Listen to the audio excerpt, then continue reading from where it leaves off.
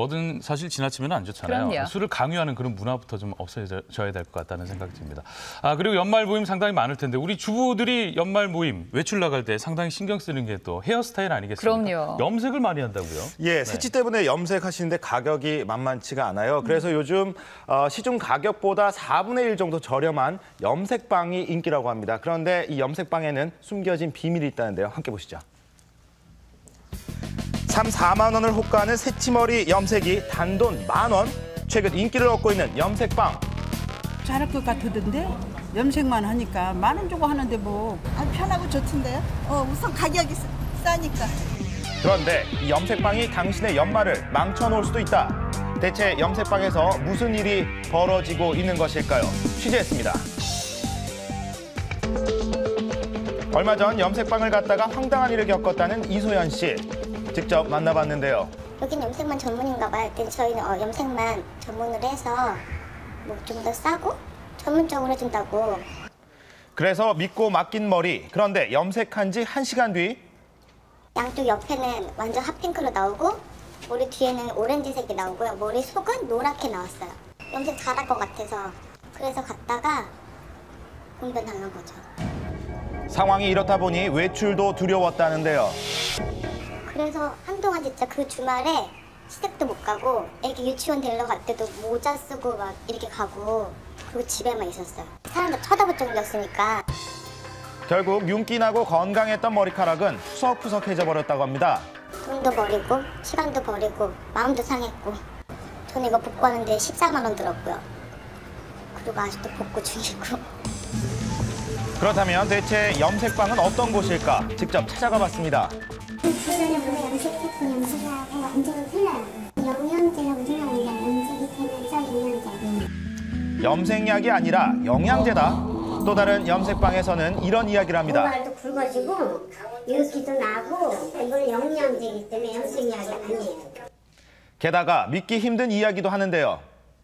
눈도 안 나빠지고 코 비염 이런 것도 다 낫고 너무 좋아요. 아 비염이 나요? 네, 이거는 이 머리 뇌 속에 이거를 집어넣어주는 거라. 네, 좀 의아한데요. 그렇죠. 할수록 좋아요. 말대로라면 염색약도 아니고 영양제도 아니고 만병통치약 수준. 과연 사실일까? 확인을 위해서 직접 실험을 해보기로 했습니다. 우선 실험 전에 두피 상태를 점검해봤는데요. 네, 두피도 깨끗하고 각질도 크게 없으면서 모발도 굉장히 굵고 건강한 모발입니다. 건강한 모발을 가진 실험녀, 변화가 있을까? 염색방을 찾아가 봤습니다.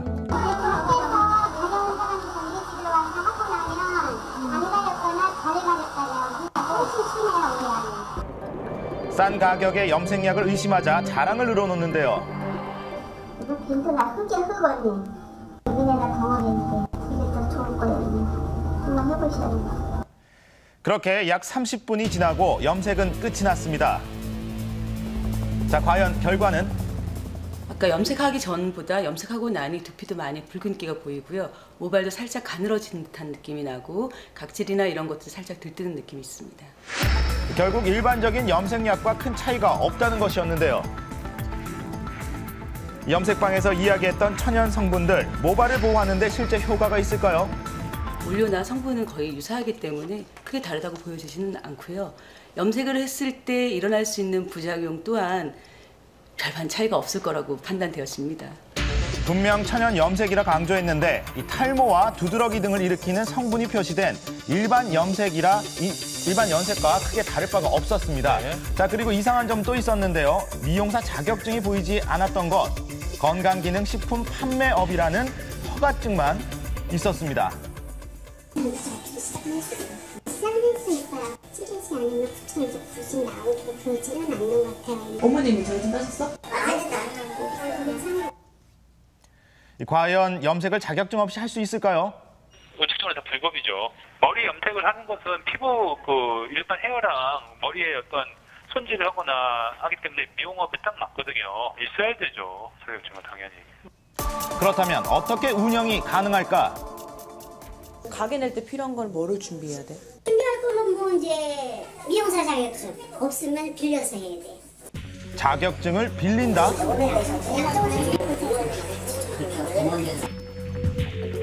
친절하게 본사 연락처까지 알려주는데요. 그래서 해당 본사로 직접 제작진이 찾아가 봤습니다.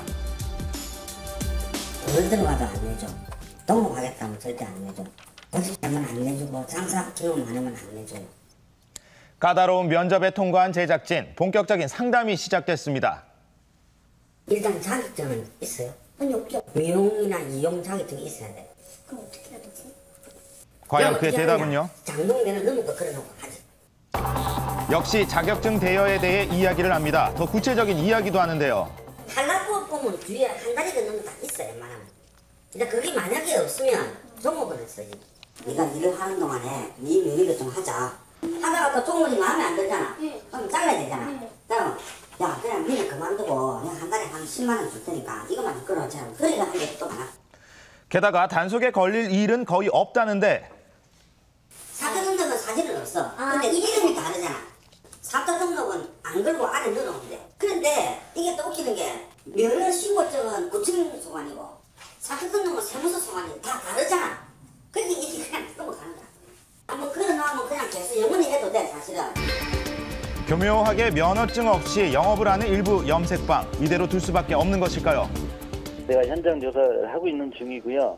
12월 말까지 안 될 경우에 고발 조치한다고 그래서 안내를 했던 사항이에요. 내년대 1월 달 정도 해가지고 단속 계획을 짜갖고 단속 나갈 건데요. 결국 피해를 입는 것은 소비자입니다. 앞으로 더욱 철저한 단속이 필요할 것 같습니다. 네, 과대 광고도 상당히 문제인 것 같고요. 예. 현혹시켜서 소비자들이 많이 당하고 있는 것 같습니다. 비염이 치료된다는 앞뒤 안 맞는 그런 얘기도 하고 있고 문제는 무자격에 그리고 자격증 대여까지 상황이 지금 상당히 심각한 것 같은데 전국 규모가 2천여 개 정도 된다고요. 단속이 안 됩니까? 일단 올해 1월에 보건복지부에서 분명히 미용업에 속하기 때문에 자격증을 소지한 사람에 한해서 이 운영을 할 수 있다는 공문을 각 지자체에 보냈습니다. 일단 3월부터 9월까지 계도 기간을 거쳤는데요. 하지만 각 지자체마다 그 기간이 다 다르다 보니까 이루어지는 곳도 있고 이루어지지 않는 곳도 있는 실정입니다. 예. 네, 이 영상에서 자격증을 대여하는 업체 실태가 나왔는데 이 자격증을 빌리거나 빌려주는 행위, 또 거기다가 대여한 알선하는 행위까지도 모두 국가기술자격법 위반으로 1년 이하의 징역이나 500만 원 이하의 벌금에 처해질 수 있는 행위입니다. 또 빌린 사람은 이 자격증이 취소되거나 정지될 수 있고요. 빌려준 사람이 자격증이 취소되거나 정지될 수 있고 빌린 사람은 관련 사업법에 따라서 이 등록이 취소되거나 말소될 수도 있습니다. 또 영상에서 안 걸린다, 자격증 대여하는 거 아무도 모른다라고 하는데 국가기술자격법상 이것에 대해서 조사도 하도록 되어 있기 때문에요. 빌려주거나 빌리시면 안 됩니다. 예. 네.